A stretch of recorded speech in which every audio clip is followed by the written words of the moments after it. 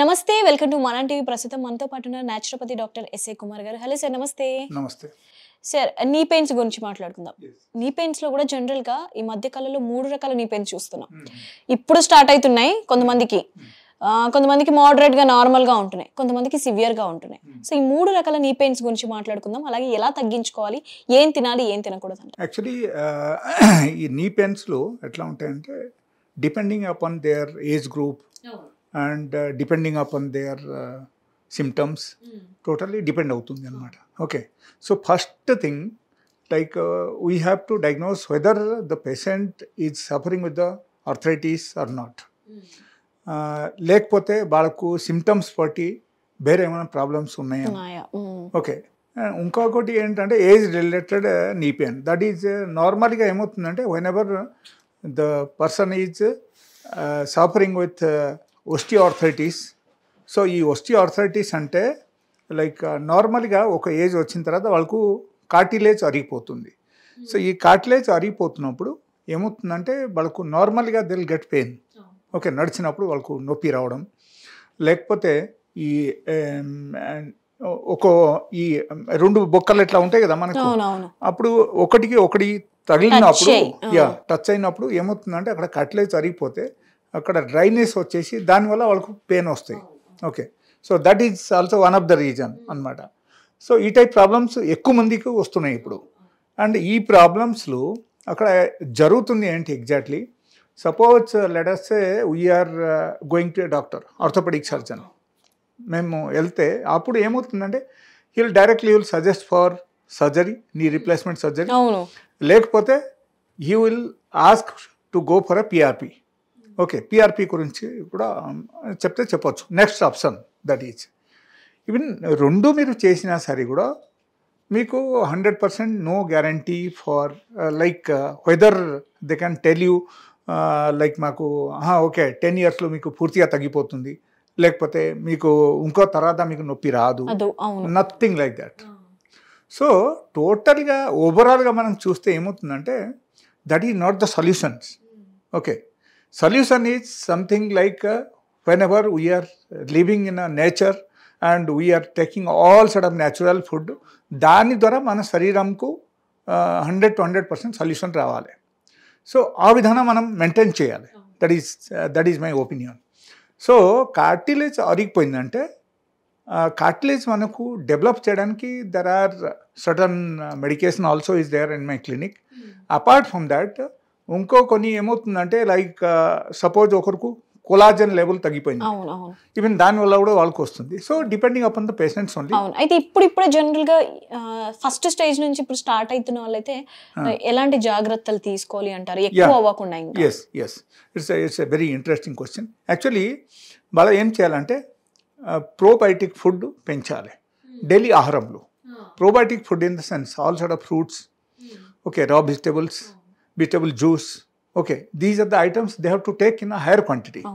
Suppose daily basis లో వాళ్ళ 50% probiotic food కానీ లేకపోతే ఆల్కలైన్ ఫుడ్ కానీ వాళ్ళకి తీసుకుంటే అప్పుడు ఏమవుతుందంటే వాళ్ళకు ఆ కార్టిలేజ్ రీజనరేషన్ అవడం మొదలు పెడతాయి అన్నమాట. ఓకే, సో 50% అట్లీస్ట్ ఆ టైప్ ఫుడ్ తీసుకోవాలి.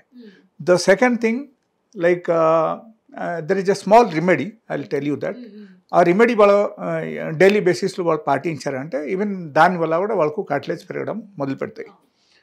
వాళ్ళు చేయాల్సింది ఏంటంటే లైక్ మునక్కాకు కషాయం డైలీ బేసిస్లో ఒక పిడికిలు మునక్కాకు వాళ్ళు తీసుకొని 1 glass వాటర్లో నానబెట్టాలి.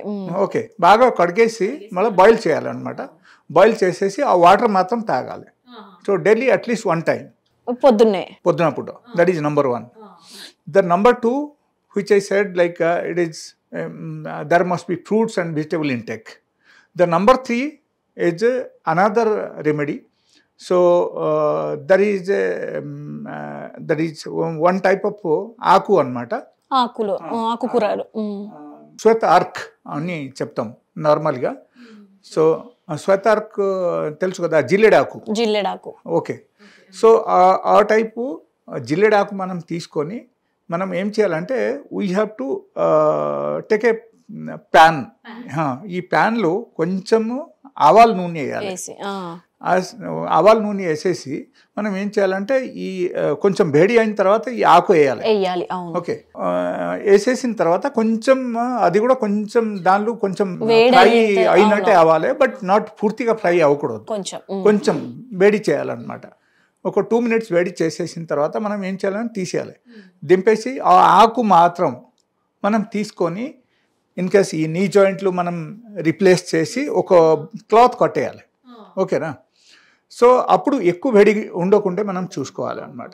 ఓకే, సో ఇది చేస్తే కూడా వాళ్ళకు ఇమీడియట్ రిలీఫ్ రావడం మొదలు పెడతాయి. Okay, so that is the first point. In case emergency రెమెడీగా మనం వాడాలంటే ఆ టైప్ తీసుకోవచ్చు. ఇది కాకుండా వాళ్ళకు టర్మరిక్ పౌడర్ అంటే పసుపు పొడి, ఒరిజినల్ పసుపు పొడి తీసుకొని డైలీ 1 spoon తీసుకొని ఒక ½ glass వేడి నీళ్ళు కలిపేసి ప్రతిరోజు రాత్రి అన్నం తినక ముందే వాళ్ళు తాగాలి. ఎవరైనా తాగొచ్చు, బట్ స్పెషల్లీ జాయింట్ పెయిన్ ఉన్న వాళ్ళకి ఇది that is also one of the best medicine. ఇప్పుడు స్టార్ట్ అవుతున్న వాళ్ళైనా ఎక్కువ పెయిన్స్ ఉన్న వాళ్ళు కూడా ఇది ఫాలో అవ్వచ్చు అంటారా? ఎక్కువ పెయిన్ ఉన్న వాళ్ళు కూడా పసుపు వాటర్ వాళ్ళు తాగొచ్చు. ఓకే, ఈవెన్ మునక్కాకు రసం ఉడతా, this are all natural remedies. Side effects ఏముండవు, ఓన్లీ ప్లస్ పాయింట్ ఉంది కాబట్టి వాళ్ళు తీసుకోవచ్చు. బట్ అక్కడ ఏంటంటే ఎమర్జెన్సీగా ఒకరు వాడాలంటే దట్ జిల్లెడాకు వాళ్ళ ఇన్ కేస్ డైలీ బేసిస్లో వాళ్ళ ఒక 2 to 3 hours వాళ్ళు కట్టారనుకో నీ జాయింట్ మీద, సో వాళ్ళకు కంప్లీట్లీ రిలీఫ్. లేకపోతే వాళ్ళ ఇంకో పని కూడా చేయొచ్చు, పడుకున్నప్పుడు కట్టేసి పొద్దున ఓపెన్ చేసేయాలి. Yes, so that is one of the best remedy. And apart from that I will tell you, like suppose somebody suffering with the arthritis, లేకపోతే వాళ్ళకు ఏమైనా యూరిక్ యాసిడ్ బాగా డెవలప్ అయిపోయి వాళ్ళకు నొప్పి వచ్చింది, ఆ టైప్ ప్రాబ్లమ్స్ వచ్చేసిందంటే అప్పుడు ఏమవుతుందంటే 100 to 100% they have to use some medicines. కొన్ని మెడిసిన్స్ వాళ్ళు వాడితే వాళ్ళకు పెయిన్ అట్లీస్ట్ తగ్గడం మొదలు పెడతాయి, ఇన్ఫ్లామేషన్ తగ్గుతాయి, నీ జాయింట్లు స్వెల్లింగ్ ఉన్నా రెడ్నెస్ ఉన్నా ఇది మొత్తం తగ్గిపోతుంది. ఇది అన్ని తగ్గిన తర్వాత అప్పుడు again we should think of going for normal natural diet pattern. దాంతో బట్టి నా మెడిసిన్స్ కొంచెం వాడితే వాళ్ళకు 100% తగ్గుతుంది. Right, thank you.